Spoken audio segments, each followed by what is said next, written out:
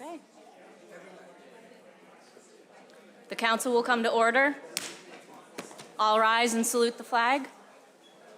I pledge allegiance to the flag of the United States of America and to the republic for which it stands, one nation, under God, indivisible, with liberty and justice for all. Please remain standing for a moment of silence in honor of our veterans, service members, and those who have given the ultimate sacrifice.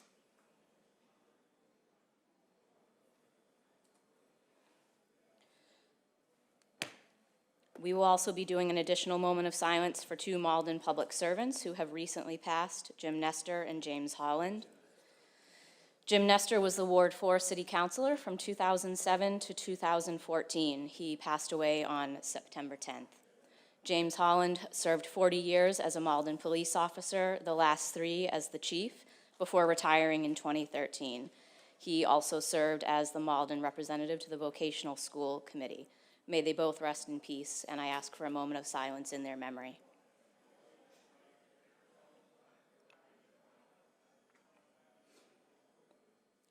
I'll now turn the mic over to Councilor Winslow for an additional moment of silence in memory of a constituent who passed away this past week.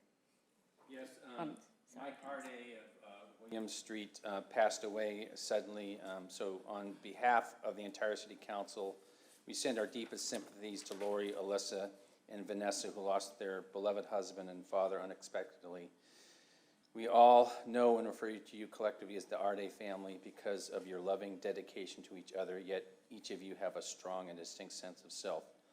Mike particularly struck me as a dedicated trad dad, family-centered, hardworking, a loving and supportive father to his wife and daughters, a tech genius and a very quirky tinkerer, and a man who served his faith and his community to the fullest. In honoring Mike's memory, I think we should all strive to be more like Mike. I want to offer the following prayer for Mike, Chief Holland, and former Councilor Nestor before we take another moment of silence. Let us treasure the time we have and resolve to use it well, counting each moment precious, a chance to apprehend some truth, to experience some beauty, to conquer some evil, to relieve some suffering, to love and be loved, to achieve something of lasting worth. Help us, God, to fulfill the promise that is in each of us, and to so conduct ourselves that generations hence it will be true to say of us, the world is better because for a brief space they lived in it. Amen. And just a moment of silence for Mike.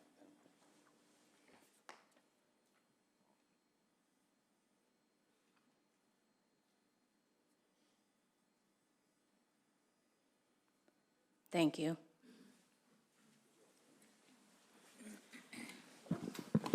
Clerk, will you please call the roll? Councilor Cologne Hayes. Here. Councilor Condon. Here. Councilor Crowe. Here. Councilor McDonald. Here. Councilor O'Malley. Here. Councilor Seega. Here. Councilor Simonelli. Here. Councilor Spatafora. Here. Councilor Taylor. Here. Councilor Winslow. Here. Council President Linehan. Here. Now, under the provisions of the open meeting law for everyone in attendance, please be informed that UMA, Urban Media Arts, will be recording this evening's meeting, so just be aware there will be audio and video recordings of this meeting. As our first order of business, I ask that you please all rise to recognize Mayor Christensen in attendance to address the council.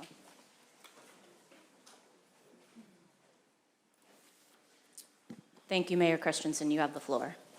Good evening, Madam President and honorable members of the City Council. Malden has always been a city that has had to do more with less.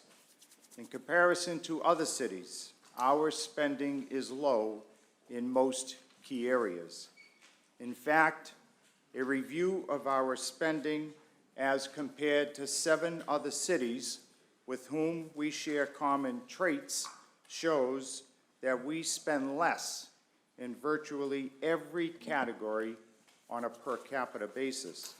This information is highlighted on the boards you see around the room, and I want to repeat it for emphasis. From public safety to debt to general government spending, we are below the norm as compared to just about every other surrounding city. Despite this, we have found ourselves challenged every year trying to fund core services and having to utilize reserves to balance the budget. Even with a series of measures to address the ongoing structural deficit, including extending our pension schedule, refraining from adding personnel or creating new programs, and not issuing any new debt, the situation remains the same, and that is our revenues no longer support our expenses. We must identify a long-term fix to avoid completely depleting our reserves and drastically cutting services. It has become clear that additional funding above the current tax levy threshold is needed to stabilize our finances. It weighs on me heavily to have to take this step to go to the hard-working people of our community. But the alternative would mean drastic cuts and other challenges. Make no mistake about it, cuts will be needed even with the addition of more revenue. Our goal with this request is to reduce that challenge to minimize the impact on the progress we have made as a city.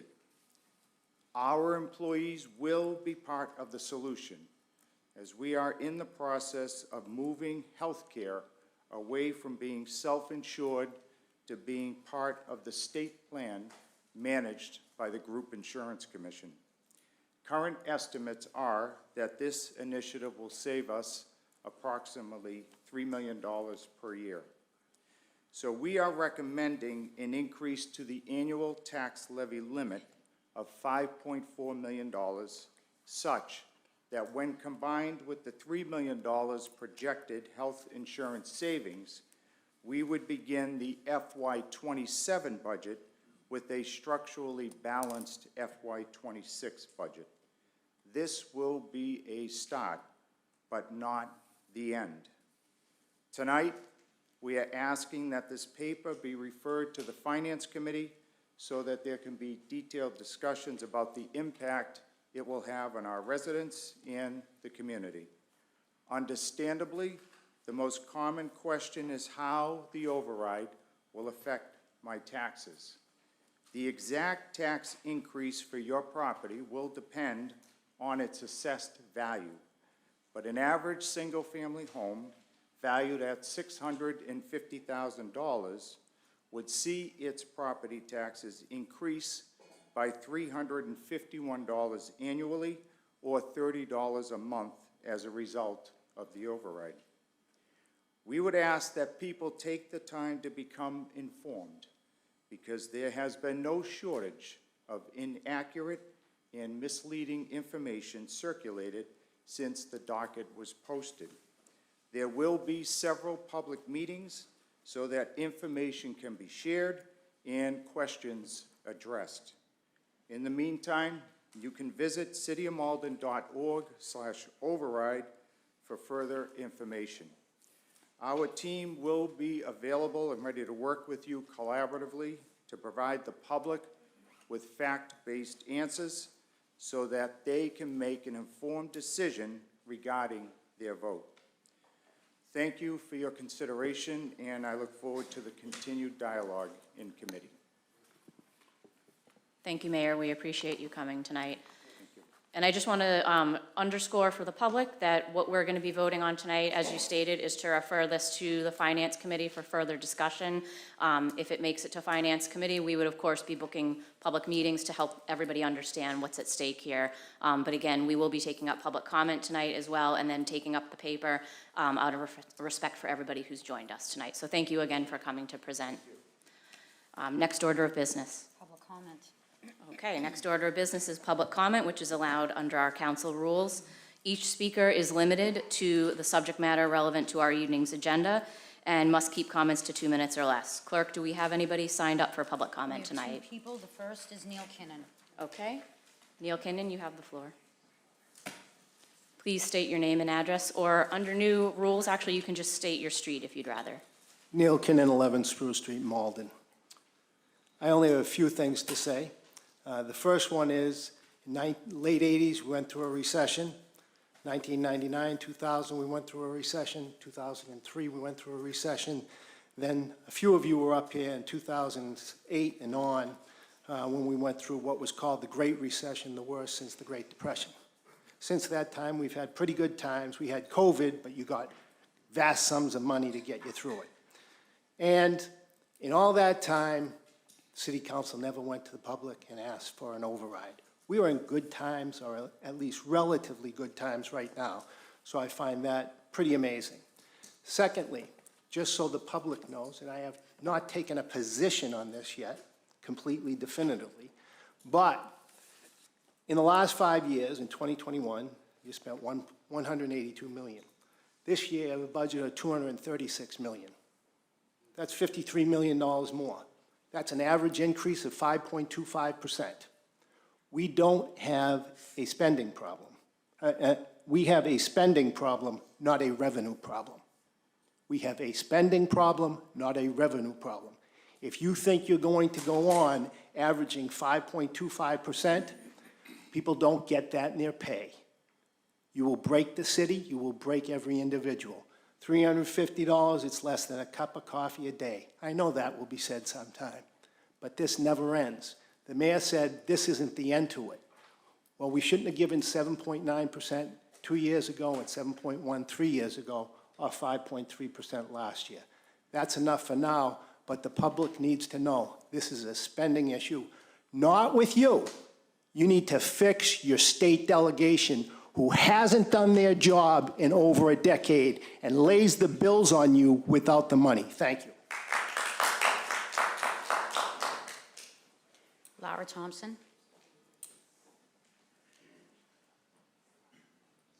Thank you, Lara. Please state your name and address or your street for the record. Yeah, I'm Laura Thompson. I'm at 53 Plaisted Road. And I also have not really made up my mind about this. When I first heard about it, I was taken aback, given the time, how tight things are for everybody right now. And any amount of increase has an impact on everyone. Maybe not everyone, but most people I know. So I'm concerned. I feel like that I have seen things happen where money gets taken away and reallocated in other places. And I just want to make sure that we know where the money's going, what's happening with the spending. There's transparency around spending. I don't have these answers. I hope if we go into, if we have meetings and discussions, that there will be transparency with the public who will be the ones paying those bills. And are there going to be new bills every year? Are there going to be increases? Because that's a cumulative effect. It may be $350 for the first year, but over the course of time, how much is that increase going to be?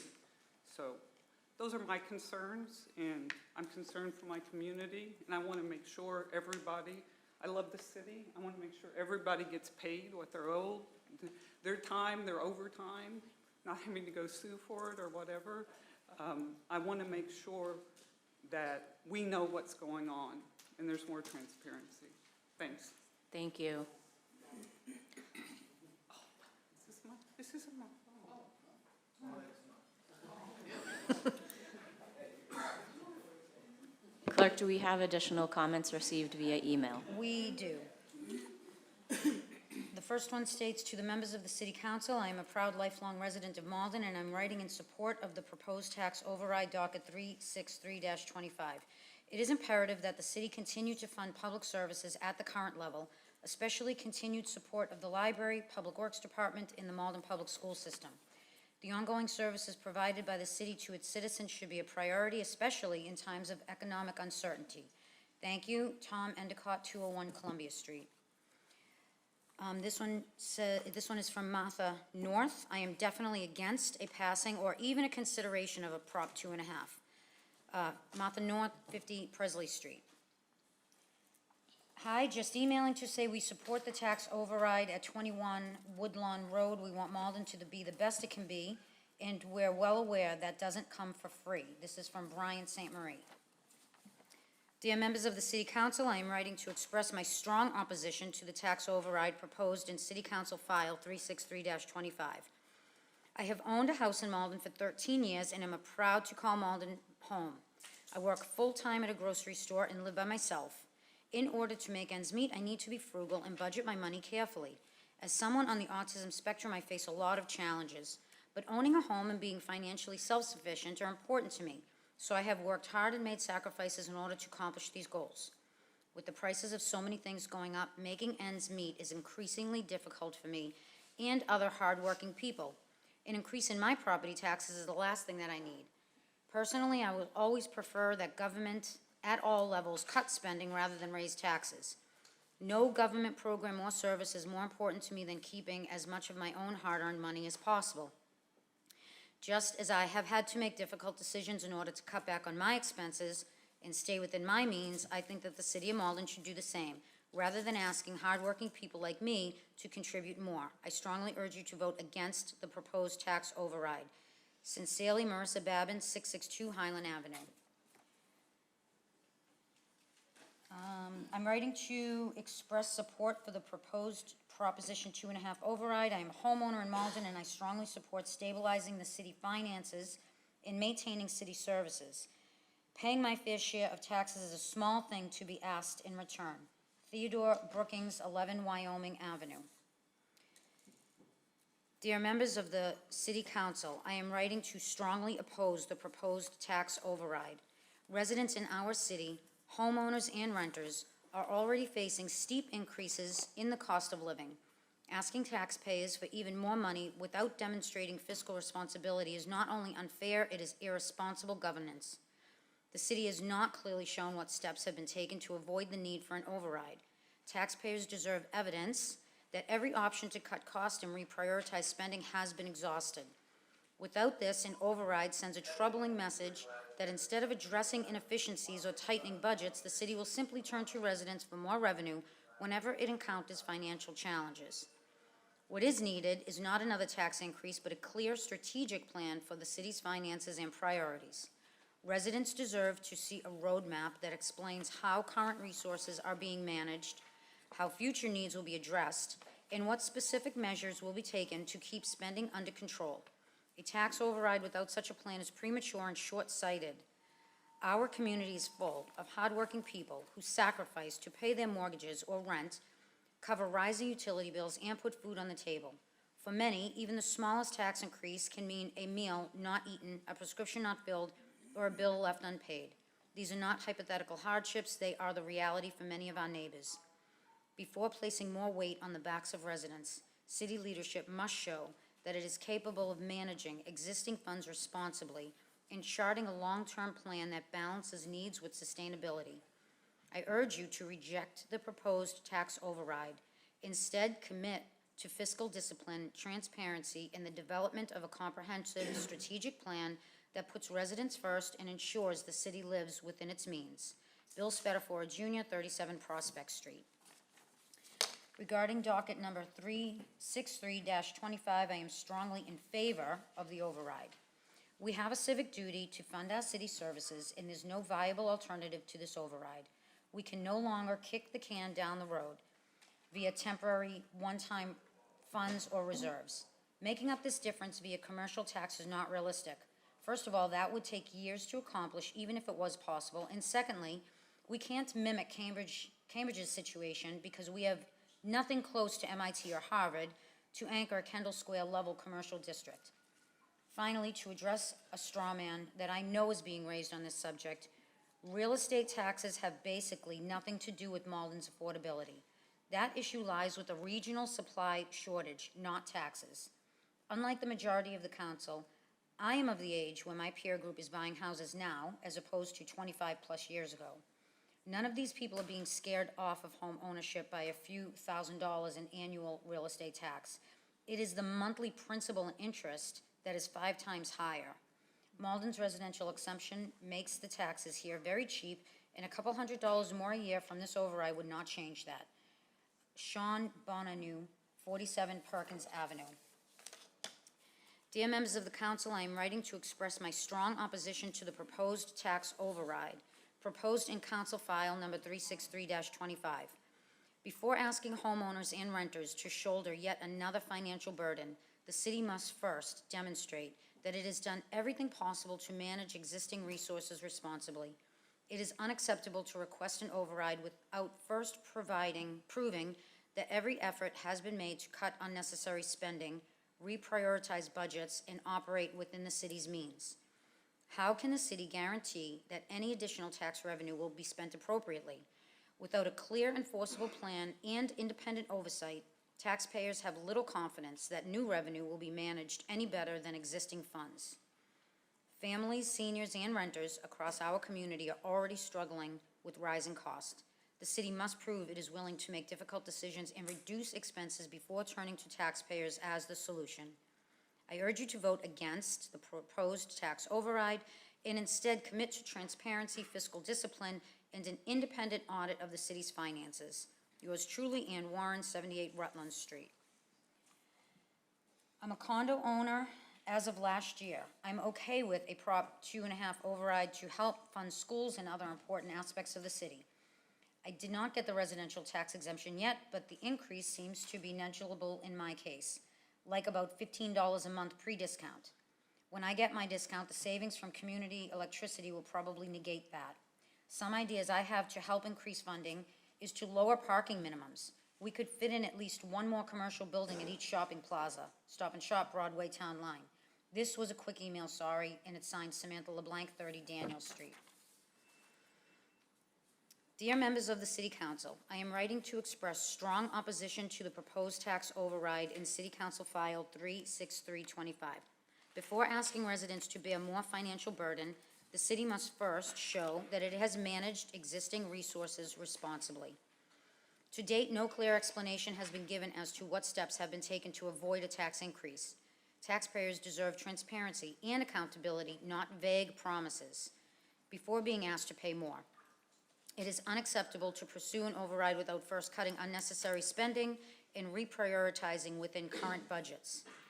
When has the Finance Committee met with department heads to thoroughly examine spending and identify savings? Without evidence of such review, residents cannot trust that all alternatives have been explored. Additionally, how will the city ensure that new tax revenue will serve real community needs and not discretionary council projects? Without a clear enforceable spending plan and independent oversight, confidence in fiscal management remains low.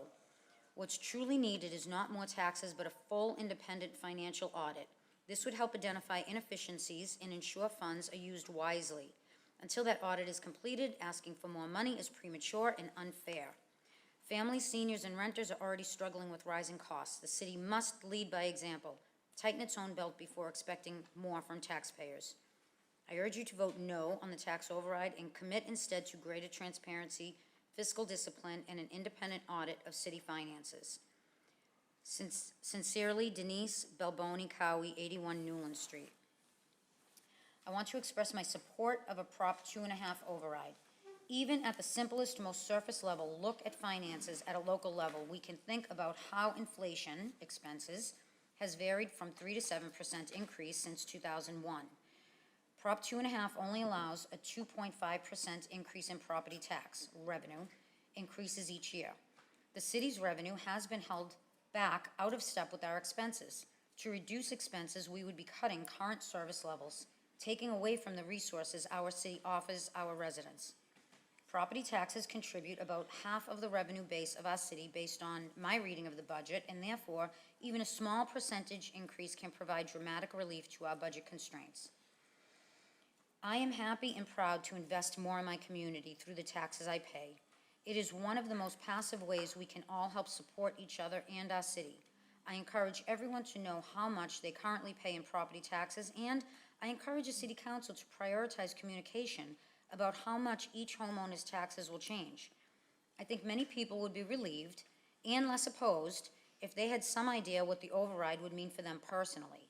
I feel the unknown is making many residents understandably upset and afraid. I know this news has just come out, but I would love to see and know how to find some resources on the City of Malden website about what the proposed levy limit override means for the next fiscal year and the years beyond as well. I look forward to learning more details and appreciate how hard it must have been to come forward with this proposal. Allison Matthews, 105 Elm Street. Dear Malden City Council, I write today regarding Agenda Item 363-25. I want to express my strong opposition to approving a ballot question regarding a tax override. I would like to hear what budget cuts can be made before a tax override that shifts the burden of balancing the city budget to the Malden residential taxpayers. Prop 2.5 was put in place to help property owners retain their properties without unfair and excessive tax increases. A tax increase would simply make homes in Malden less affordable for all, but especially for folks with limited income. I ask that you vote no at this time to putting forth a ballot question and holding a special election to override Prop 2.5. Sincerely, James Sumner, 759 Highland Avenue. I support Malden scheduling a special election to vote on a tax override. Many neighboring cities have successfully passed overrides in recent years, and I believe it's time for Malden to do the same. The proposed 5% increase in property taxes, $21 a month on my property, strikes me as a reasonable step to maintain level funding for essential city services, staffing, and our schools. Malden has already committed to funding our share of the Wakefield vocational school construction and of honoring teacher union contracts. We can't go back. This override will allow our city to progress and remain competitive. I support the conversation and the vote. Thank you, Courtney Dutra, 26 Huntley Street, Malden. And that's all of them. That was a lot. Thank you so much for that, Clerk. For our next order of business, I'd like to take up the paper out of order, if that's okay with everybody. Paper 633-25. 363-25, order that the City of Malden hold a special municipal election on February 10th, 2026, and to include the following ballot question. Shall the City of Malden be allowed to assess an additional $5.4 million in real estate and personal property taxes for the purposes of stabilizing the city's budget and to support ongoing city services across all departments, including public schools, public safety, public library, public works, and general government, for which the monies will be used for the fiscal year beginning July 1st, 2026. A yes vote would support an increase in real estate and personal property taxes beginning with fiscal year 2026. A no vote would make no change to the current tax structure. Thank you. And just before we get started, I want to again remind folks that a yes vote tonight would be to refer to finance. So what we're going to be discussing tonight is whether to send this to committee, where we will have that discussion about the intricacies of whether we want to hold a special municipal election. It would then get referred back to the council, where we would have additional discussion.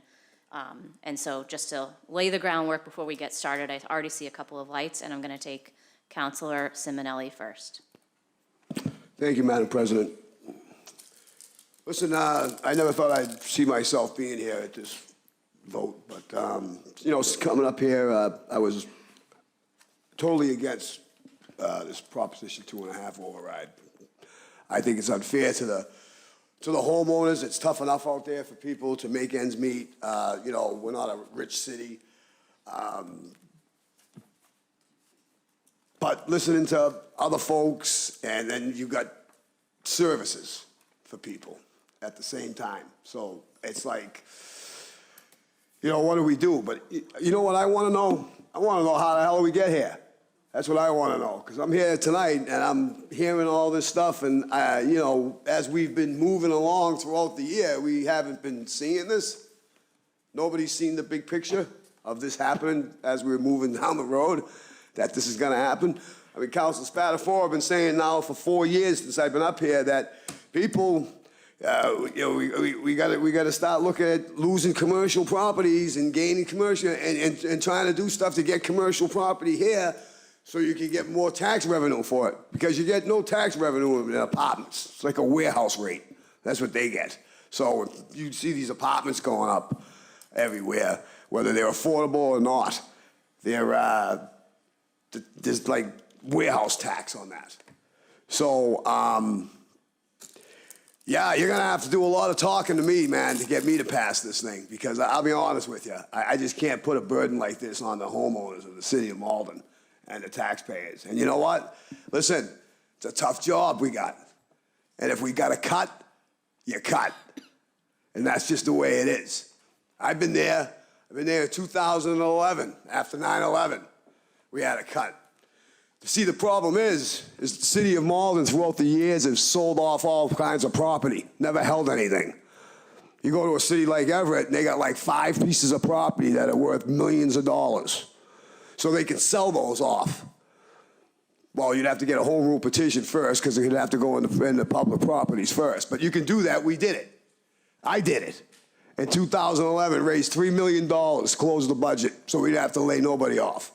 But listen, at the end of the day, if we're spending too much money, and I'm with some of these people, I'd like to see this in front of me. If we're spending too much money, then it's time to cut. I'll do it. If everybody else don't wanna, that's it. That's the way it goes. I don't see Everett doing a Proposition 2.5 override. Anybody else? And where's the casino money? Where's that going? So, listen, I'm going to be honest with you. I had a serious problem of even sending this to committee, because we shouldn't even be here right now. We shouldn't. We're a lot smarter than that. We should have projected this, but we didn't. So I still have a hard problem even sending this to committee. But to be fair to the council, and the mayor and to the city workers of this city, who do a fantastic job, by the way, I'll make that exception, because honestly, there's some things I'd like to know. I'd like to know where the spending goes, because I'm going to tell you, let me just say this, right? I'm a regular guy. I think you all know that, okay? I've been through the gates of hell and back, and I think you know that too. But I've always budgeted my money so that I can make sure that I don't overspend throughout the month so I can pay my rent. Isn't this the same? Isn't this the same? If we say, oh, we put this program in process, and if we hire these people, how is that going to affect us? Not this year, but in 3 years. We didn't do that. We just went ahead and just spent, and look at, and in fairness to the administration, everything, they do a great job with what they got. And you only have so much money. So, I mean, they do the best they can. But I blame us all tonight for being here. I really do. I blame us all. Because we should have kept a better finger on this. And we should have seen this coming.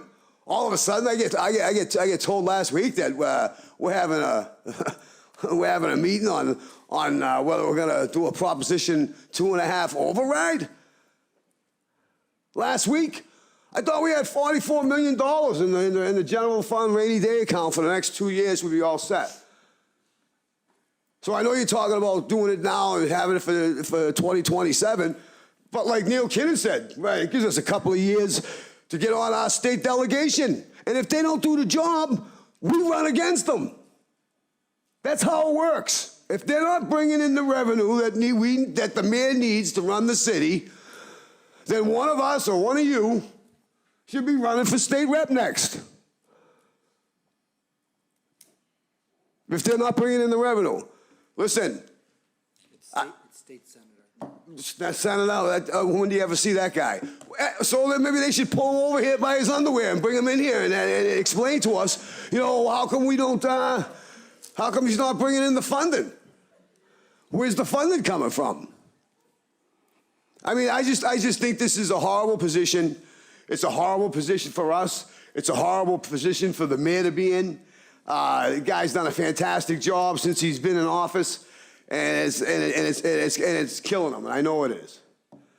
And for those reasons, I'll support it going into finance, because I have some questions, but it's going to take a lot of convincing for my vote. Thank you very much. Thank you, Councilor Simonelli. Next, I have Councilor Spatafora. Well, I don't follow that up. No, don't be sorry. So, I like when the room was filled. I don't like the situation we're in. But I'll try to speak from the heart and tell everybody I can't believe what I've been talking about, and I think everybody in this room up here knows the same situation. We've had a front row seat for this. And I know the police and the fire unions have been in the room when I've said, this is coming. Now, collectively, we did nothing. So you lose your job, you don't keep spending the same way. So we do have a spending problem. Now, I do like looking at all the data, but I'm going to start with the first thing. Councilor Simonelli, Neil Kinnon, and I've said it publicly, the school funding formula is screwing the city. And it's not screwing the schools, it's screwing everybody outside the schools. So indulge me. These figures are as of 2024, just to give you what this brings us to. We're a gateway city. And by the way, I don't think a Proposition 2.5, and I might be wrong, has ever passed in a gateway community. Basically, it's the poor cities. The formula right now does not consider actual revenue. And this is looking at 2003 data, excuse me. Right now, we have to contribute as 2023, 35%. Let's call it 36. It's 35.76.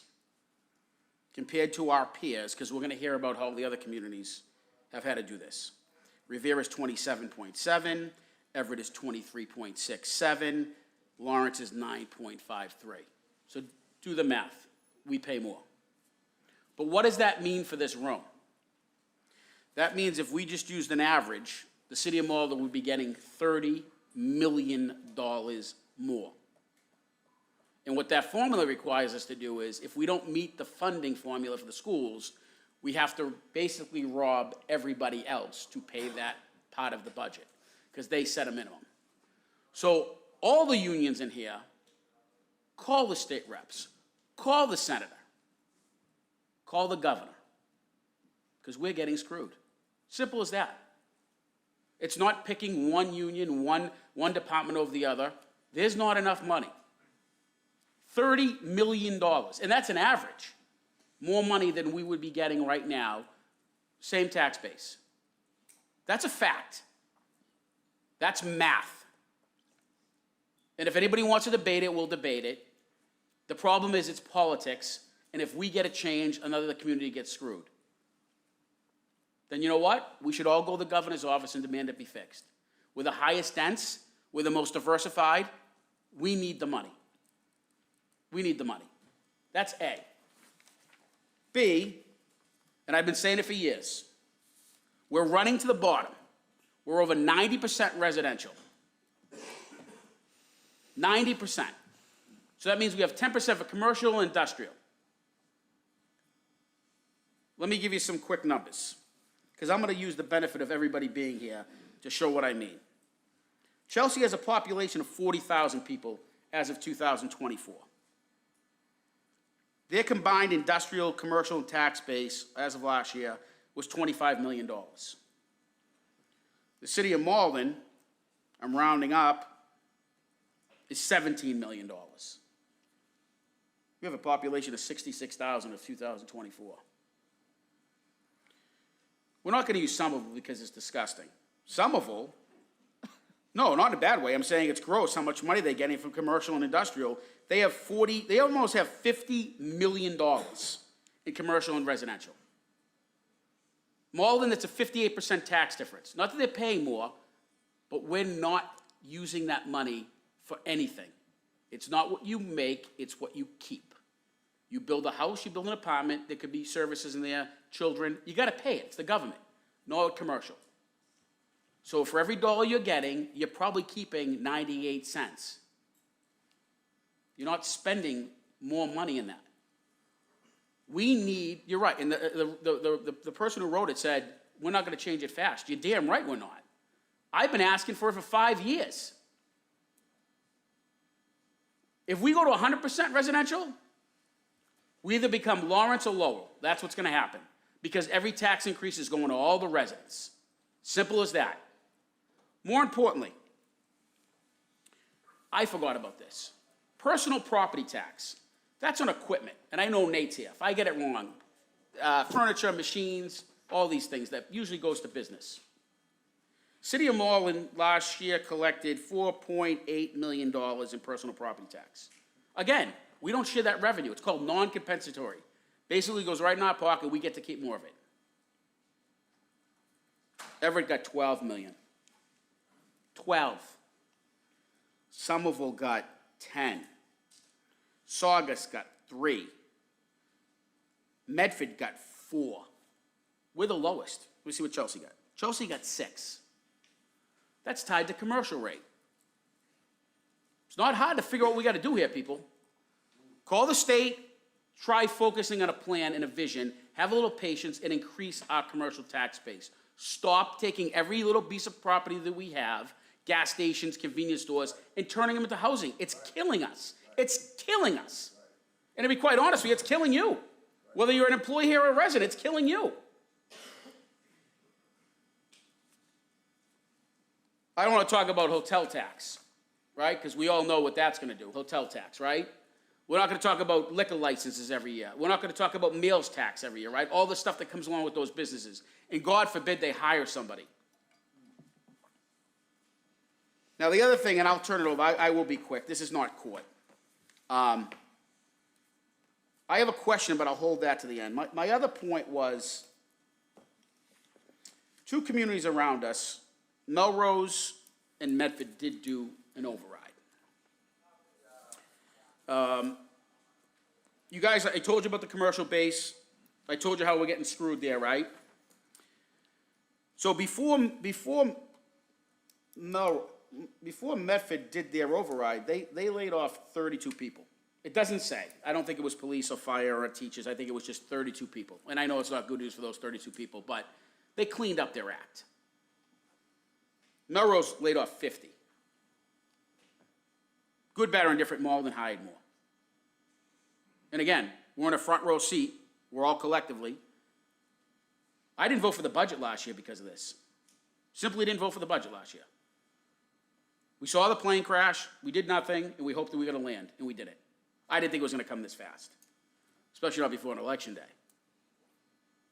My point is, this is a fundamental structural deficit that has short-term solutions and long-term solutions. Asking the residents the first thing to do is put their hand in the pocket is not the best thing I think we should do.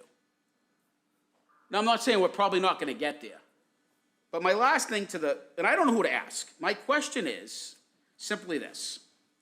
I know collectively it's small dollars. I understand that. And for some, I think for most of us, it's not going to be a painful endeavor. But I also hear that Malden's very poor. And, we have high heating bills. We're the second highest state in the country other than Hawaii to live in. So people do not live comfortably without making probably $100,000. Let's be very realistic. So if you make $100,000, $30 a month is probably the difference between buying, fruit and vegetables or a Big Mac. That's the reality. We see it every day. My question is, if this were to pass, does this solve our problem? Do we have to come back in 2 years or the year after and ask for more money? Because the way I see it, $8 million gets us back to what we borrowed last year out of our free cash to equal. I told everybody before, we have a structural deficit. That means there's a hole in the middle of the ground. And no matter how much money we pour in that hole, the hole's still going to be there. So it's not what happens this year that concerns me as much as if we don't fix that school spending formula, which is going to require us probably to give another $1.5 million this year. This isn't going to be an override. This is going to be a subscription model like Netflix. Every year, we're going to be asking for more than 2.5%. And then Malden will never become affordable. We will never be able to look people in the face. So we got to collectively look at these problems. Leadership means two things: understanding the problem, and to be quite honest with you, having the guts to fix the problem. And not everybody in here is probably going to be happy with that, but that's what we're going to have to do. But don't think we don't understand the problem. We do. Fix the tax base so we're not putting all the eggs in one basket, and have a plan and work on the plan. And then collectively, let's get whoever the delegate is. If it's a senator, that's fine. If not, I would tell you, I would go to the State House with everybody in here. This is not going to go away. And in 2 years, there'll be a new council up here if this continues. I promise you that. And that's not what this is about. This is about making sure people can stay in their home, making it affordable. And I'm not picking on any of my colleagues. We're all in it together, regardless of how I voted. But the idea of everything's important and we're going to fix this in 1 year, to be quite honest with you, it's bullshit. And everybody up here knows it. It's bullshit. Fix it, identify the problem, have some real decisions, because I don't believe it's, do we make cuts and pass the override? It's, we need to make cuts and pass the override and pray to God something happens good in 2 years, because that's the reality.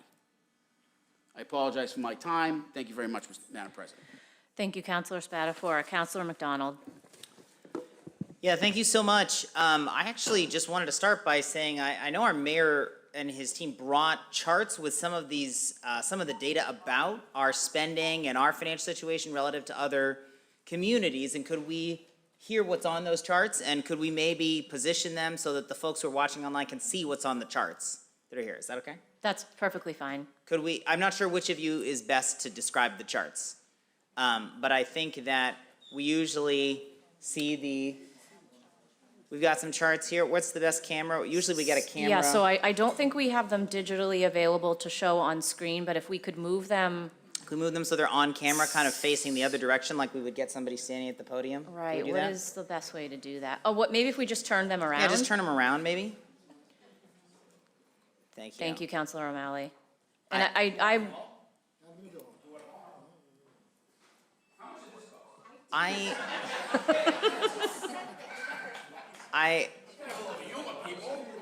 Can I ask our UMA folks who are on the cameras, can they see these charts? Because I don't know whether this is gonna work. Thank you for blocking me, Ron. Really appreciate that. I think we're gonna be able to see them best if they're next to the podium facing the other way, like we would see somebody on camera, you know what I'm saying? All right, there we go. Oh, we got some charts. Oh, Okay. there we go. Could one of you from your team please come and just describe what's on these charts for folks who can't read them at home? Can you just describe what's on the charts? Can you, please, Chuck, just read the charts? Okay. So, thank you. So I just want to reiterate, as the mayor said in his opening comments, we have a website that was created, cityofmalden.org/override. These charts are all out there, along with a bunch of other information. A link where a homeowner can plug in their address, get their actual assessed value, see what the actual override would mean to them on a yearly basis. But yeah, we can just go through these charts one by one. Okay. Like I said, they're Well, right now, we're looking at the required school spending percentage one. yeah, so I think that, to Councilor Spatafora's point earlier, that's the crux of the problem here, where this is the only slide where Malden is the highest to the far right. We're the tall one on the right. The tall blue on the right, got it. yeah. We're required to contribute more money that side It's on the can. screen, yeah. to the school department than any other city around us. I mean, that's what's crippling us. And can you just describe, so at the top, Malden is 40-something at the top of that? This is required, this is the amount that the state says we have to spend on our schools, or we are violating the law, and that's 40-something percent? I can't read it. Okay, we can't read that. These are live on the website right now that That's you just read correct. out. I Yep. did check that before the Oh, meeting that's great. started, so for the public watching, if they want to navigate to cityofmalden.org/override, all of these charts are working, so people can follow along in real time if they would like to. On the left-hand side of the website, there's all the different links. There's a link that'll bring you right to all of these slides, along with explanations. The next slide to the right shows tax receipts, local receipts, unrestricted aid broken up for last fiscal year. You'll see a trend here. Malden is the lowest out of all the surrounding cities and towns. The one on the bottom shows police and fire per capita spending for last fiscal year. Again, Malden is the lowest. So, we hear a lot about Malden has a spending problem. We're spending less per capita than every other city or town around us. If we move over here, total expenditures, not just for police or fire, but total expenditures per capita. Malden, again, is listed in blue on the left-hand side. We're the lowest of all 7 communities. The slide on the bottom, I think, is a good highlight to Malden. We have the lowest average single-family home tax bill for FY25. We're again on the left-hand side in blue. As the mayor mentioned, we've been really good at containing debt. The slide over to the right. Yeah, so Malden is on the left-hand side in blue. We're the second lowest. We have the second lowest debt payment in FY25. I can't see who the, Medford is the only Medford. community lower than us. And then other government spending, which is DPW, general government, city hall, human services, broken up spending per capita. Again, Malden is the second community to the left in blue. We're the second lowest out of the seven in spending per capita there as well.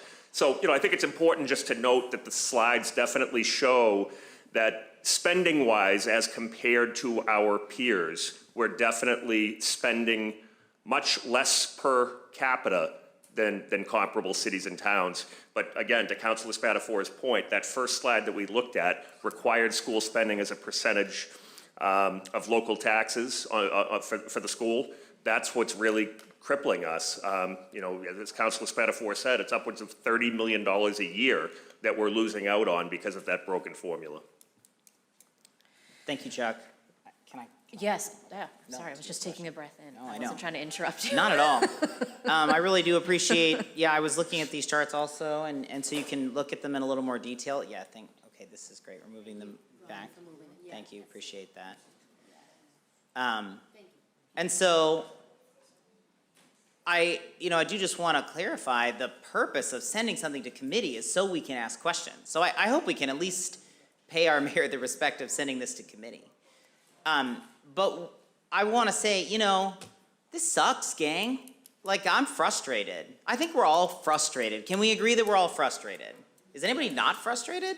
I think we're all frustrated. We're frustrated because this economy, the inflation is way too high. People can't afford to live. We're frustrated because of the housing crisis is pricing people out of the community. We're frustrated because we want to support our dedicated public servants and make sure that they get paid fairly. We're frustrated because the costs of healthcare are through the roof, 15% last year, and anybody who runs a business, an organization, who has tried to make payroll, has taken a look at healthcare costs, you just shudder. And that's not stopping anytime soon.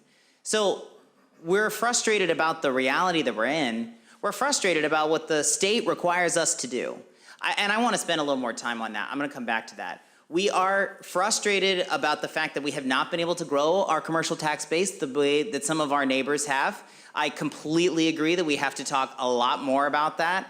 And we're frustrated that it doesn't seem like we've been in a public conversation yet. Although I have to say, Mr. Mayor, this has worked to start a public conversation about what is needed. And when I listen to the folks who have written in and explained all, their thoughts to and for this override already, I'm really it impresses on me how important it is to make sure that this is a public conversation. The nature of an operating override like this is that the people decide.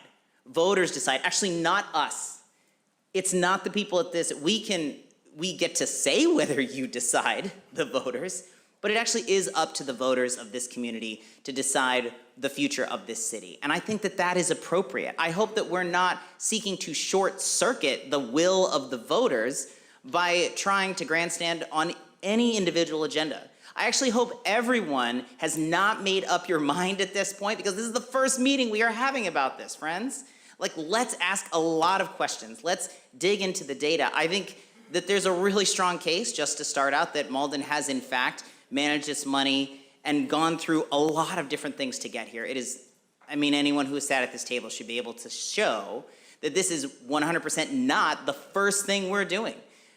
Mr. Mayor, you started by ticking off a whole series of things that we've already done, that we've all often voted on. We've restructured our payments on pensions. We're going to a new healthcare pool. We have not added positions in the last year. We've reduced the debt service, cut that in half in the last couple of years.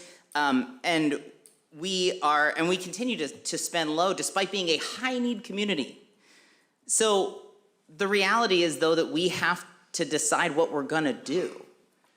I completely agree we need more commercial taxes, and yes, that's right, that takes years. It takes a concentrated effort. I really don't want to see us go to the voters and ask you to weigh in without being really clear about how we're going to kickstart that whole piece of our leadership. That's on us to help make that happen. It absolutely is. But as angry as we are, as frustrated as we are, and in so many ways legitimately so, we have to decide what we're going to do. And the choices that we have in front of us for next year are pretty stark. I want to go back to the school funding piece, because this is unique to Malden. The other cities that we're comparing ourselves to don't have this situation here, right? And we talked about this a lot at this table. So if you know all these things, just bear with me for folks who are just tuning in. The state law says Here's a formula, and it tells you how much it costs to educate the kids in your community. And we got high-need kids in our community. We got great schools. I'm a parent. I got 2 kids in the schools. And that formula says this is how much it costs. We look at everything. We look at the needs of your kids. We look at where they're coming from. Are they English language learners? Do they have special education needs? And this is how much it costs. And then the state says, here's of that cost, here's how much you should pay, local community. And they have a separate formula for that. And that formula, my friends, does not work. It does not work, and that is not news. We have passed multiple resolutions. I've sponsored them. Other people have sponsored them. We've had our state delegation in. We have been pushing on this. That is absolutely right. And it has not changed. The one thing that has happened is there is now a task force looking into this with the Department of Elementary and Secondary Education. And by God, I'm going to be at those hearings and tell them what I think needs to change about the formula. Again, not going to happen by the start of the next fiscal year. So if you look, if you're out here wondering why has Malden not managed its finances better, I would just point, if you look at nothing else, just know that we are at the floor, and I mean the minimum. We're checking dollars to make sure that we're not breaking the law about how much we have to spend on our schools right now, and that has gone up $20 million since 2023. The state law, that is what's different about. That's why it's not just your family pocketbook, okay? The state doesn't come in and say you have to spend $20 million more on the schools or you're breaking the law. That is different. And they have not given us a single new tool to do that. And yet still we have kept spending low. We have done all these other things. So that is a huge part of why we're here today. Even though we are in very good company with Medford and Melrose and Stoneham and pretty much every other city that doesn't have a giant casino parked in it that is, basically an ATM for the local city budget, or Assembly Row is pretty much the same thing. So we don't have that, but we do have choices. And we can be as frustrated as we want, but we have to figure out what are we going to do. Do we want to absorb the cuts that would be required to close this gap? And it's not going to come out of the schools because we can't, even if we wanted to. And we should invest in our schools, that's great.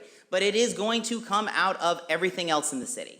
It's going to come out of the hide of, yes, fire and police and library and public safety and public health and everything else. And that sucks that that's the choice, but that is the choice that we are at. And I really look forward to talking about that in the Finance Committee. Oh, and there's one other thing is that we all voted for the VOC. I mean, the city passed the VOC. We didn't. The voters passed the new funding for the Metropolitan North Vocational Technical High School. That's a $300 million project of which we pay about 10%. So, I think we do the best we can here. But I really want us to talk about this in finance and see what all of our questions are, no stone unturned, before we decide whether to proceed with this. I really appreciate the honesty of asking our residents to engage in an adult conversation, a mature and honest and open conversation about what city we want to have. That's the conversation I want to have. That's the conversation we're going to be having in finance. I urge you to send in your questions as we consider this, and let's figure out what it takes to invest in our city and allow our voters to guide us in the path forward. Thank you. Thank you, Councilor McDonald. Councilor Winslow. Yeah, thank you, Councilor McDonald and fellow councilors. You can hear people are very passionate about this. I mean, your family budget is always a very tight thing, and I actually thank the mayor and the team for bringing this forward now. I mean, I always look at, I've been, over the past few years, looking at getting a new refrigerator or a new car, and the sooner you start thinking and putting the numbers together in your budget, the better. I mean, if you wait to the point where your refrigerator breaks down, not only do you have the cost of a new refrigerator, but all that food that was in there gets spoiled. So I think that's the type of thing we have to think of. If we don't have, if we're not there proactively with DPW fixing some potholes, people get flat tires.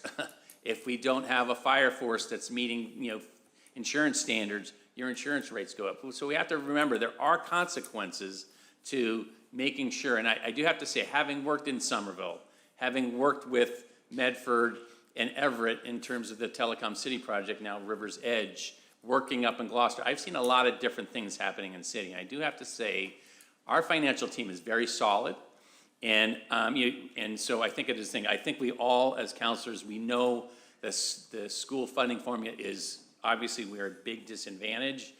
I think one of the things I often say about that dilemma is having worked on regional things, there's about 10 communities that fall into this category of having a high percentage of expectation. And we have been trying to work with those gateway communities. The challenge is sometimes says there's not enough dogs to pull. That's like if 10 communities benefit from some change in legislation, but the other 340 lose, that's a difficult political situation. So that's what we hear. It's a tough thing. It's an unfortunate thing. I think we still need to continue to work at that. I even proposed to Senator Lewis to try to create some incentive on override so that if we passed an override, that we would get some extra state money. So we would say, he wants to see us put in our share. Well, if we're gonna do that as a community, we should get some more benefit and to break that logjam. But that's the type of thing. We have to be, when we get stuck, what I found out is we have to be more creative sometimes to just, we, at the legislative level. So that's the type of thing. But, I do have to say, we wouldn't be New Englanders if we weren't fighting about some taxes coming up. That's New England for us, so it's definitely something. But there's also this truism about, there's nothing certain but death and taxes. That's the type of thing. We struggle with it, we do that. And, the reality is under current law, Prop 2.5, the people, not the city council, make the decision about if your tax rates are gonna go up more than 2.5%. And, for 45 years, no mayor or council has stepped forward to ask the residents to even consider this. And so, like I say, this is very unprecedented. And I do, Mayor Christensen, he worked for the Middlesex Sheriff's Department. He has a great financial team. And I know, Ron Hogan's here. These are Malden high grads or whatever, Malden graduates who know the grittiness here. They know in their heart that Malden is a community that is a working class community. They are so aware, and that's why we've gotten this far. They have done everything we could to try to make sure we spent wisely, and we've consolidated our inspectional department to make that more efficient. We reworked our health department. Our police and fire department are meeting great state and national standards, but we also have not really expanded those, even though our population has gone up 10%. So we have done a lot. So I think we really, the thing about starting this out now is we have time to figure out and, listen to all the public input. Yes, are there places in the budget where we can scrutinize more, but it's also the type of thing to craft something that we can at least a question that we could put out to the voters, but also work with our state delegation to see, I know, if you're on a fixed income, a senior citizen, that's really tough. Literally you get maybe $30 a month extra in terms of, your cost of living increases. So that's a really tough thing. So we have to see if there's ways in crafting this. We have passed a tax increase. I worked with the group that helped create the Community Preservation Act in Malden, which is a small, like maybe $50 a year increase that people voted on. And I give credit to that team. They made sure they set it up so that every senior exemption, everything that we could do to make sure that had the least impact on our residents was done. So that's one of the things I think we all will be committing to as counselors, is whatever proposal we will be put out there, we will work as hard as we can to make sure there's nobody that this might tip them in. Like if you have a owner and your stove or refrigerator is gonna break down, mine cost about $600. So we're talking about, that's a good amount of people, but for something. So it is trying to figure out how we're gonna pay for that. And I say, if we, one of the things I'm very happy with since I've come on the council is, before we were on the council, we had, the council here had voted like $50 million to help fix our water lines and and pave streets. And one of the things I observed was that we had not hired any staff to oversee that money, and it was spent very unwisely. And since we've increased our engineering staff and other type of things, the money that we've put out there is being spent more wisely and efficiently. So there's type of things, you can be penny wise and pound foolish. And so that's the type of thing, we have to look at that. We do need to see where we can pinch, but let's not be so foolish that we get to the point where we have so many potholes that maybe you're saving, $300 a year in taxes, but hey, it's $600 to, fix your, a couple tires that got flat. Or that your homeowner's insurance going up. I mean, look what's happening in Florida down there. So those type of things we have to be aware of. If we have a great fire department, other things, public safety. So that is the type of thing. So I am supportive of sending this to committee, and I really think we do have to listen to people, make sure we come up with, tap every avenue, go to our state delegation to make sure that if we advance this to the voters to vote, that proposal we put forward is not going to put anybody in fiscal peril, that we have every opportunity. So that's really what I think. We have time. It's better than, if your landlord tells you 9 months from now your rent is going up, you can, that's disturbing, it's very upsetting, but in the end, if you wait till that time your eviction notice comes in, that's not the time of thing. We have time to prepare. I give credit to the mayor for sticking this up now, to put in, even in election season, to put it out there, to do this so we have this conversation, and we have time to talk now, and before I think the other thing, if anybody, it was about 2008, one of the things that also motivated me as a counselor, the thing that happened is 2008, 2011, when we went to blue bags. One of the biggest things that upset so many people about that, besides the cost, was the fact that it literally happened at the 11th hour with no community input. So I give credit to Mayor Christensen, rather than pulling something out of his hat on June 30th, 2026 to balance the 2027 budget. We're going to have this conversation now, and we can work on it. So let's be open-minded. Let's have that conversation. We all love Malden, but we also want to make sure that no one gets put over a fiscal cliff on what this happens. But you heard from the public comments. There are people that are willing to try to work this through. So we have to work that balance through. So I just committed to talking about this committee, having a great community conversation, coming up with some proposal that is palatable as possible, and ultimately, that's our role as a council. Then we bring it to the people. That's the people's right to vote on it, and then we as councilors will deal with we will follow the people's will.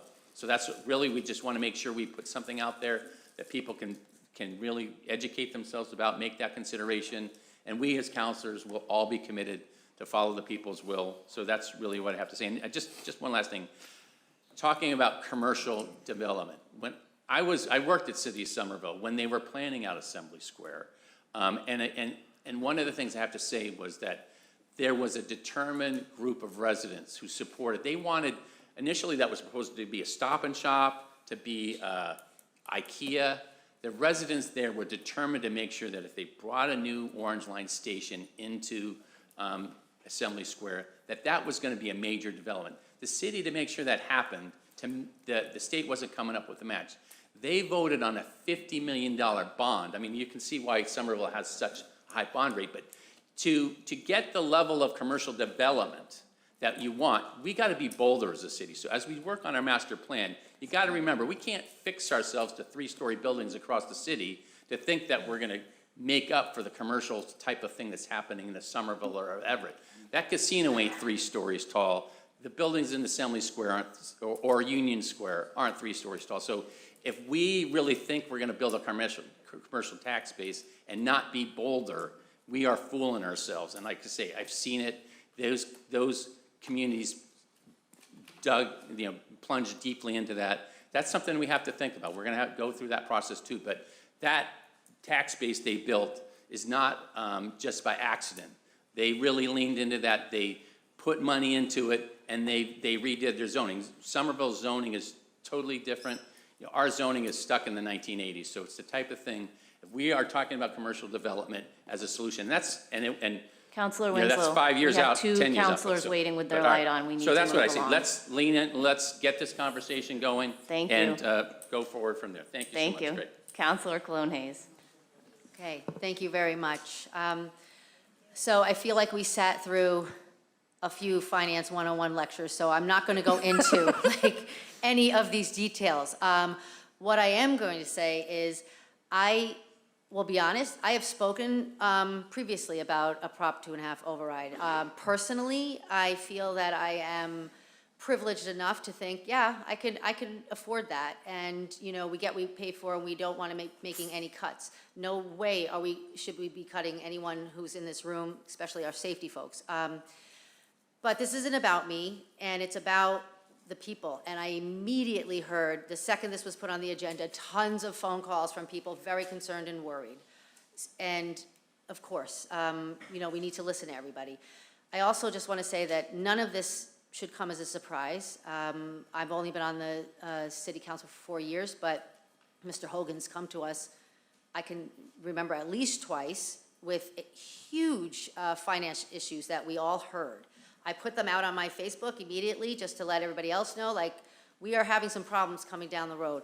At that point, I immediately asked, and this was, I think it was 4 years ago, let's talk about a debt override. And that was because we were talking about the garages and how much they were going to cost us to repair.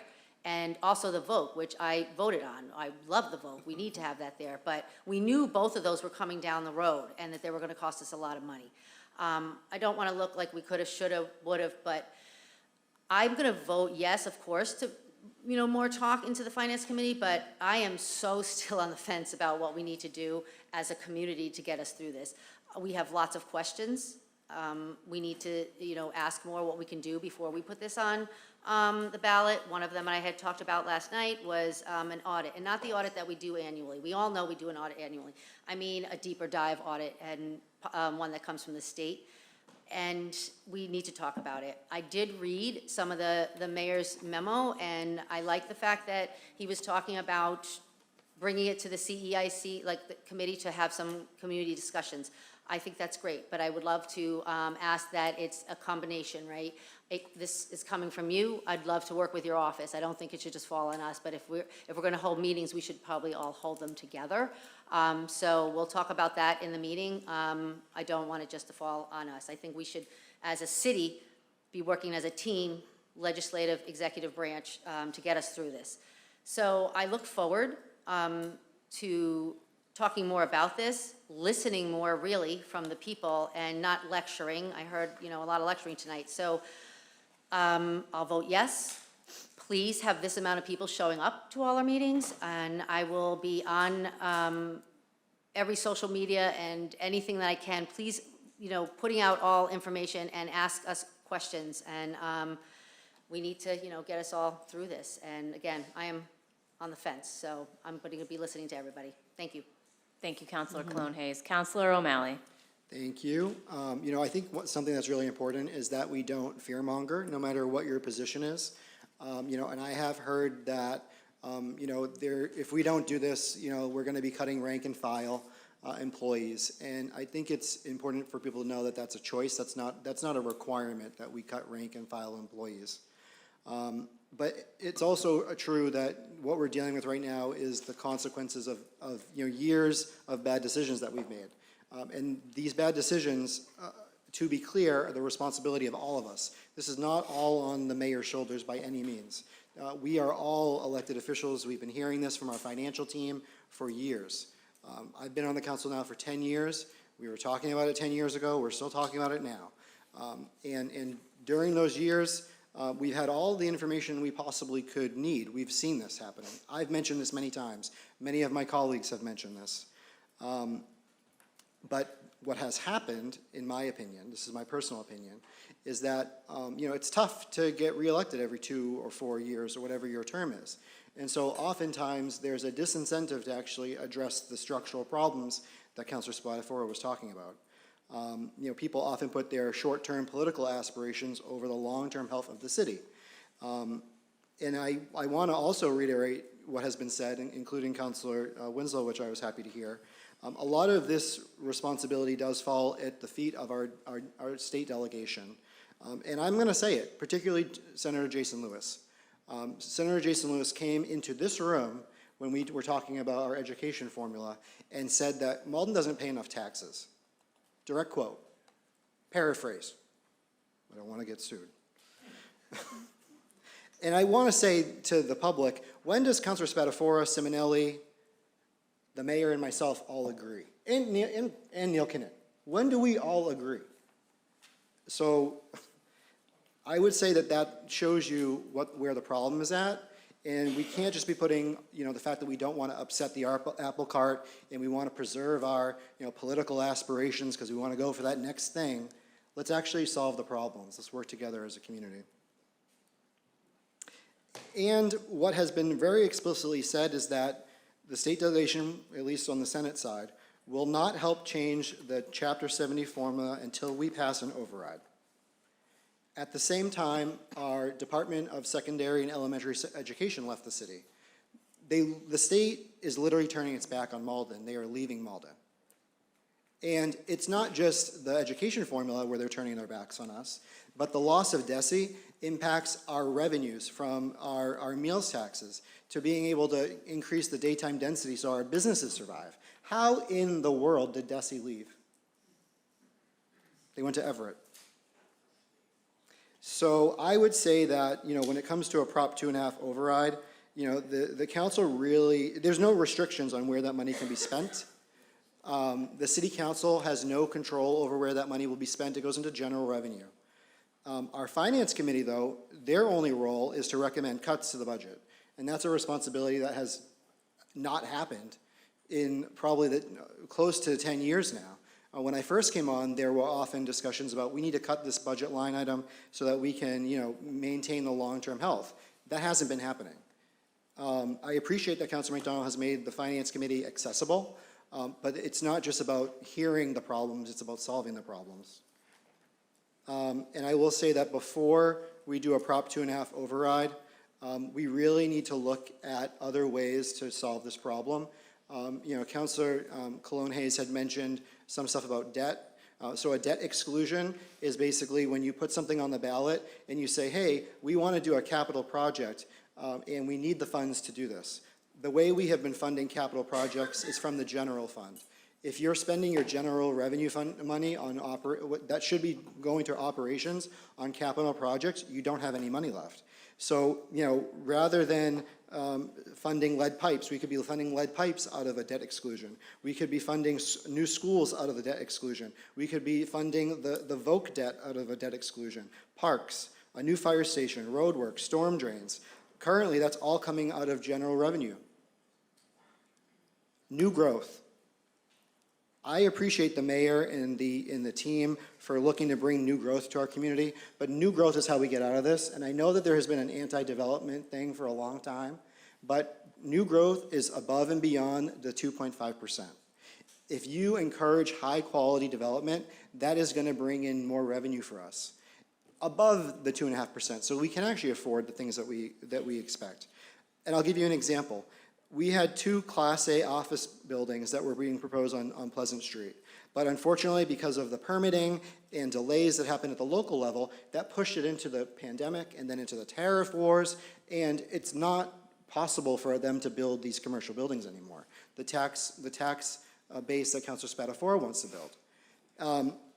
Another way to do this is to bring new businesses. So changing our zoning to allow for more by right commercial and retail businesses.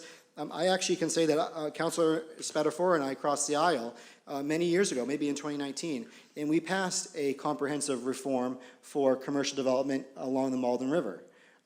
These are the things that we can do. It's not just about saying, hi, we need to reach into your pocket and take your money.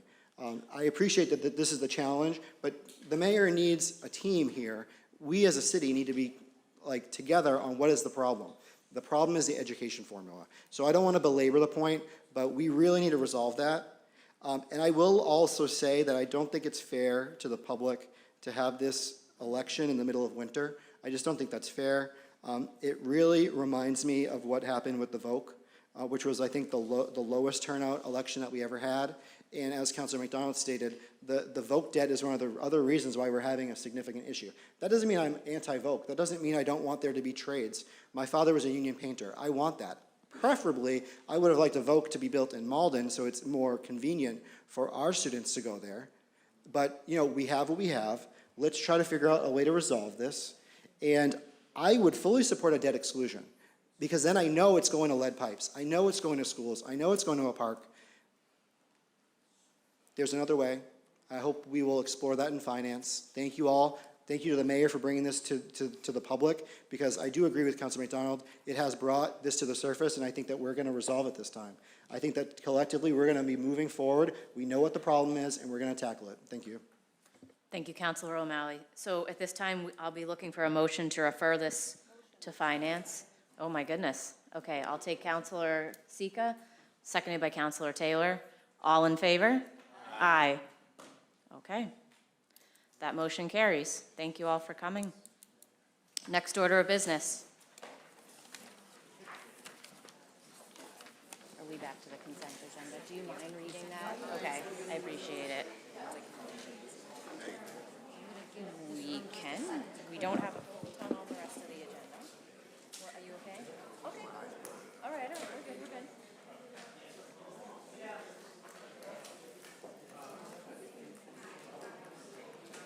I think we would take a break and go into executive session. Do you think we have, I don't think the hearing is going to be very long.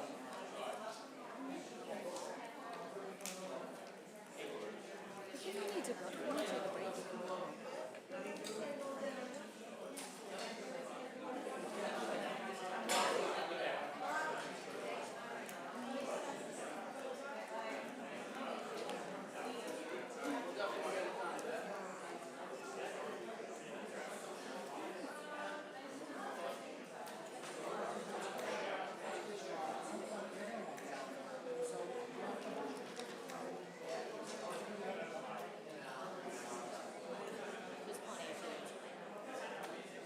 Okay, thank you, everybody, for that. Moving on to the next order of business. This evening's consent agenda consists of meeting minutes to be approved, one appointment to be placed on file, 4 petitions to be referred to License Committee, and 1 paper to be referred to Rules and Ordinance.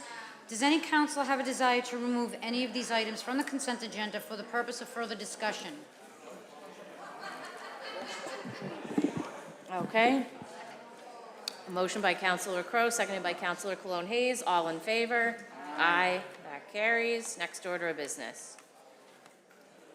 Council will hold a public hearing on National Grid petition to install a new pole on paper 362-25. Do we have a representative from National Grid in the meeting with us tonight or online? If they are online, please raise your hand. Okay, great, thank you. Okay, so we have Cameron Hansel.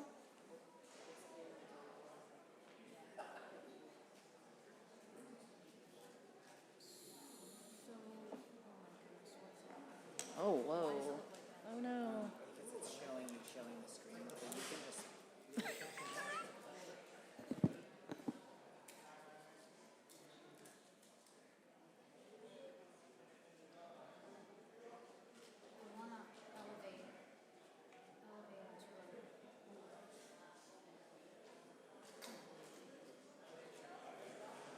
a panelist? I want to elevate him to a panelist so that he can speak with us.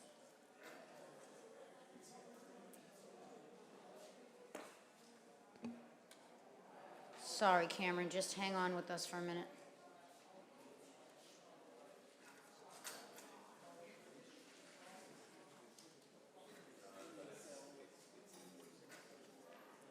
Cameron, if you could unmute yourself, please. We're going to make you a presenter. I'm going to read the paper into the record. Okay. First, and then we will actually, Okay. Paper 362-25 petition, Massachusetts Electric Company, DBA National Grid, Plan Number 311-92064. National Grid to install 1 SO pole P2363-84 on Waite Street with a sidewalk anchor and to install guy wire from P2363 to P2363-84 to prevent P2363 from leaning over. And this is a public hearing on this petition. Okay, so I will declare the public hearing open. Anyone wishing to speak in favor, please, I guess we can recognize Cameron. If you're able to speak, you can unmute and we can recognize you to state your name and address for the record.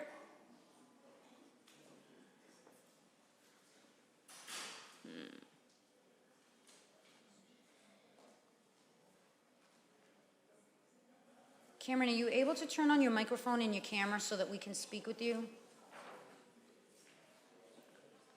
Even just the microphone would be fine. I don't know. can't hear anything.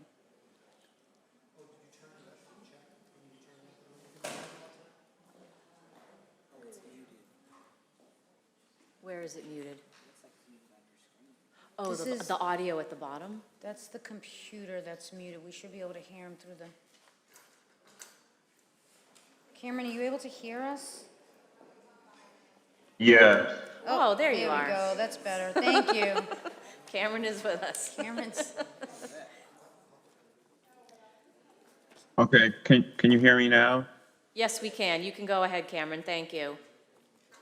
Okay. So yeah, basically the new pole is going to go on the sidewalk on Waite Street. And then there will be additional supports tying it to the pole at the corner of Waite Street and Church Street to prevent it from falling over. Okay. Do we have questions for Cameron? Counselor Wenzel, this is in your ward, right? Yeah. Okay. Oh, sorry. Hang on. Let me light you up. 1 second. Okay. Counselor Winslow. So, yeah, I met with National Grid on South as well as the Flynn's who live at this location. The Flynn's actually raised this with National Grid. What's happening is that, there's a line of poles on Church Street that connects across Waite Street.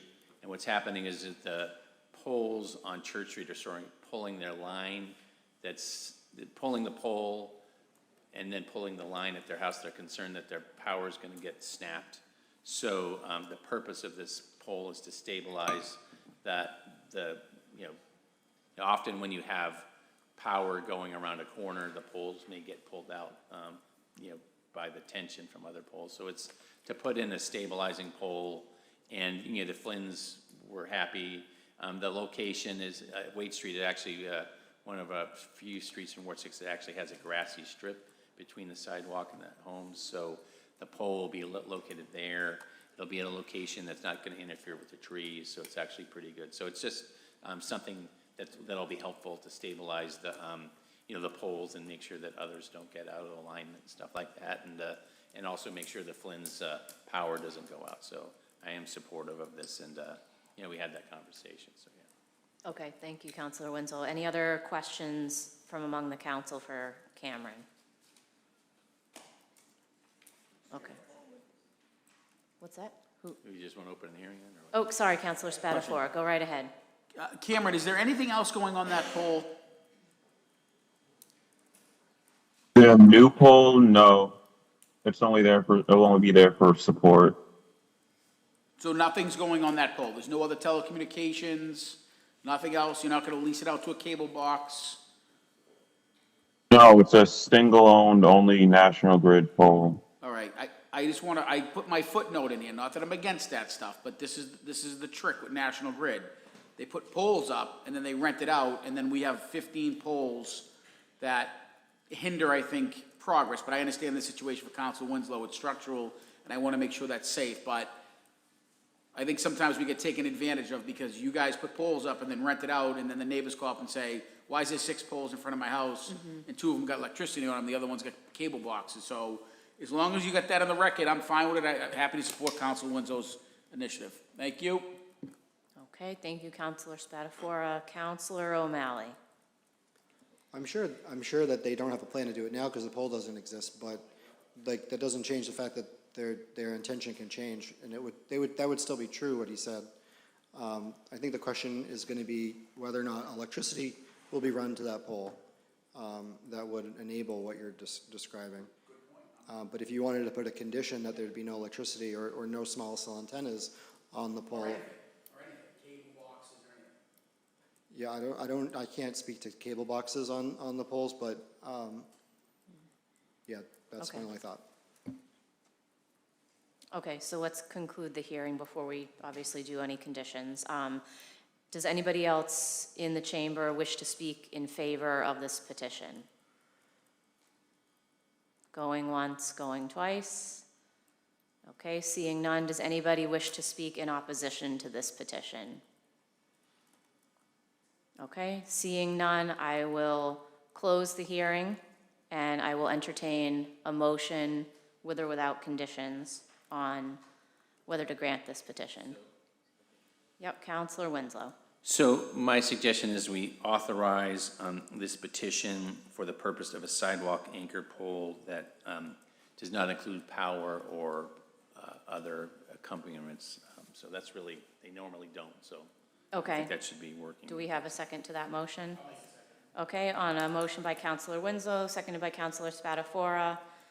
All in favor? Aye. Aye. Okay, that motion carries. The petition is granted. Thank you, Cameron. Thank you.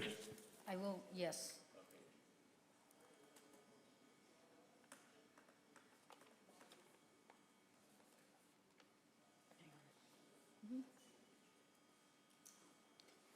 So the standard positions with the granting of a petition such as this is that the engineer will be called when DigSafe is notified, the streets and sidewalks to be restored to the satisfaction of the Director of Public Works, and to include Councilor Winslow's condition as well of no power, the accompaniments on the pole now or in the future. Okay, so next order of business. Paper 364-25, order authorizing the City of Malden to borrow $1.5 million from the United States Department of Housing and Urban Development or any other entity associated therewith to support a second phase of construction for the Malden Riverworks project. Okay, Counselor McDonald. I can save us all a little time by noting that I think we all love and support this project, but we need some time to talk about this paper. So I would, just to be clear, this is another one because all financial papers are proposed by the mayor. And I, as the city council finance chair, put my name on it to escort the paper through the process, but this is not my paper. So we will, I'd like to make a motion that we refer this to the finance committee. Before we take that vote, I'm going to ask the clerk to actually read the memo that accompanies the paper with apologies. We should have done that first. Sure. Dear members of the City Council, the City of Malden is seeking a Section 108 loan in the amount of $1.5 million for the second vertical construction phase of the Malden Riverworks project. The second phase of work will include the construction of a boathouse in the Malden Riverworks Park and a salt shed in the DPW yard. This construction will cost an estimated $4.1 million. We are planning for approximately $1.1 million of the project's existing grant funding to go towards this phase. We are also pursuing other funding sources, including Baird Foundation funding and a grant through the state's Office of Coastal Zone Management, though neither of these funding sources is confirmed as of now. As you may know, Section 108 Loan Programs is a federal program through the U.S. Department of Housing and Urban Development. Cities like ours can borrow up to 5 times our annual Community Development Block Grant Entitlement Award, less our outstanding commitments and balances, which in our case comes to $3.2 million. Previous Section 108 loans include Roosevelt Park, 2018 road repairs, the Senior Center, and the Mayor's Housing Task Force, now called Problem Property Unit. As with previous Section 108 loans, principal and interest would be paid over 15 years using CDBG funds. Your authorization of this borrowing will allow us to proceed in applying for the loan, which will bring us closer to determining likely principal and interest payments. As you also know, the Malden Riverworks project will be impactful on multiple levels. The project not only creates access to one of Malden's greatest natural resources, the Malden River, but it also addresses critical flooding issues and needed improvements in the DPW yard. Boathouse construction is particularly necessary to support Malden High School's popular rowing team, and salt shed construction is necessary to prevent winter rock salt runoff into the Malden River. The entire project has broad community support thanks to its active and motivated steering committee. Please let me know if you need additional information, and thank you for your attention to this matter. Sincerely, Gary Christensen, Mayor, City of Malden. Okay, thank you. So on a motion by Counselor McDonald, and who seconded that? Me. Counselor Cologne Hayes. All in favor? Aye. Aye. Okay, that passes favorably to refer to finance. Next order of business. Paper 365-25, order that the City Council will vote whether to go into executive session with legal counsel for the city regarding the matter of Tufts Construction Incorporated v. City of Malden for the purpose of Exemption 3, Massachusetts General Laws, Chapter 301, Section 21A3, to discuss strategy with respect to litigation where such discussion in open meeting may have a detrimental effect on the litigation position of the city, if so declared by the chair, and if so allowed by the body to omit Maria Louise, Special Assistant to the Mayor. Roll call required. Yep. Okay, so citing exemption 3 of Mass General Law, Chapter 30A, Section 21E, wherein discussing paper 424-25 in open meeting would have a detrimental effect on the city's litigating position. Do I have a motion to enter into executive session? Motion. Okay, on a motion by Councilor Sika. We have discussion on the motion. Councilor O'Malley? I would move that we have this discussion in open session. We've started doing that. We started talking about our legal cases in open session now. So I'd prefer that we do that. Thank you. Do we have discussion on Councilor O'Malley's motion? The paper? No, the motion. We don't have a second on the motion yet, so.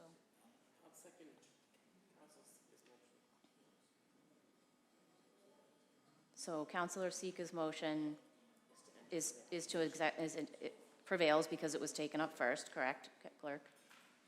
Okay, so on Councilor Sika's motion, seconded by Councilor Crowe, to enter executive session, do we need a roll call vote? We do. Okay, clerk, will you please call the roll? Counselor Cologne Hayes. Yes. Counselor Condon. Yes.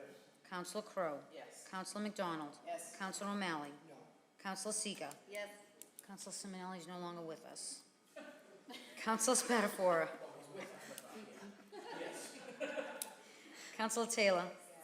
Counselor Winslow. Yes. Council President Linehan. Yes. Okay, the council will enter into executive session.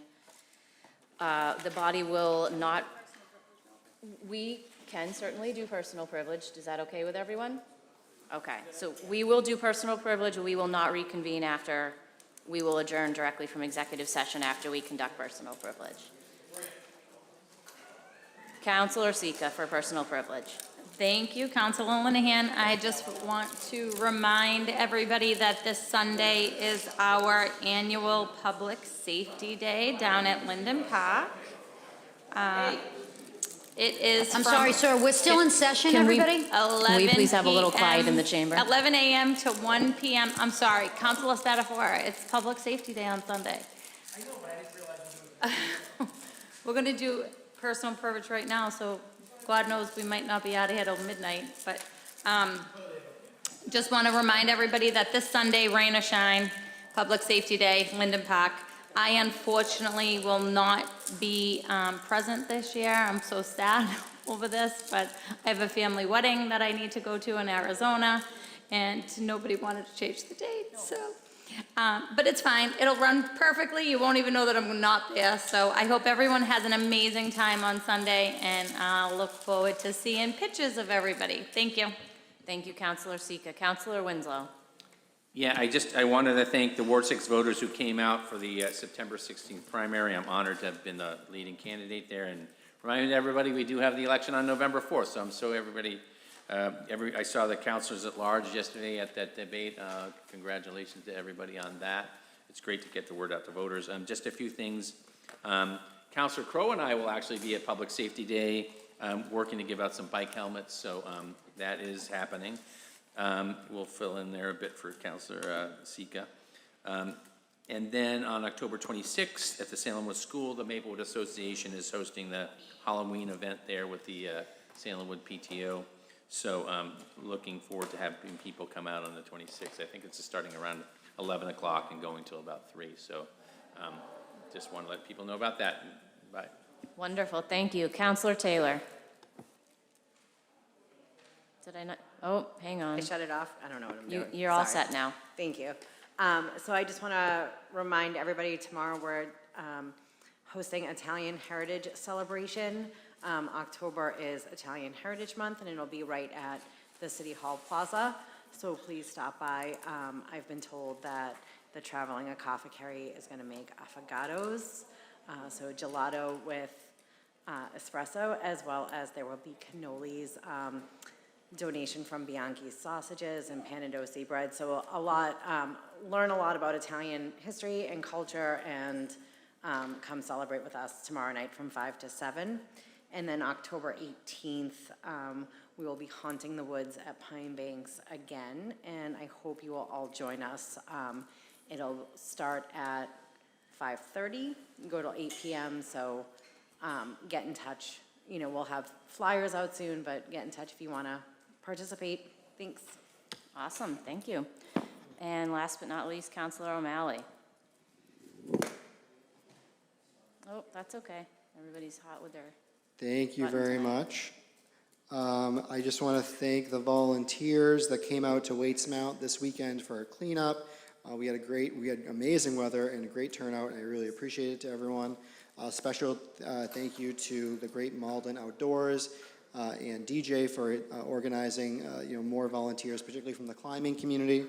I also want to give a shout out to the fact that the Live Like Becca Scholarship Fund night or day is occurring on Saturday, October 4th at 2 p.m. You can still buy your tickets. Yeah, you would be great to show up and remember the great contributions of a good friend of mine, Becca Knight, who unfortunately passed away from a tragic whitewater rafting trip.